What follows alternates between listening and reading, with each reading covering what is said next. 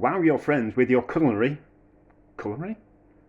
skills. 3 ingredients: baby plum tomato and anchovy linguine. Squeeze the seeds out of the tomatoes, making a mess everywhere. Work out if you squeeze the top and the bottom, it doesn't go everywhere. Separate the seeds from the tomato water.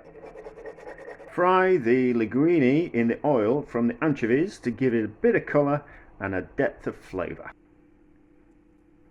Add the anchovies to the pan, give them a bit of a fry and a bit of a squish. Add the tomatoes to give them a bit of colour and start breaking them down. Season with lots of pepper. Add back in the pasta. Throw in the tomato water. Add 400 millilitres of water for every 100 grams worth of pasta. Cook on a high heat until it looks like this. Do the twiddly thing with a ladle and a fork if you're feeling fancy.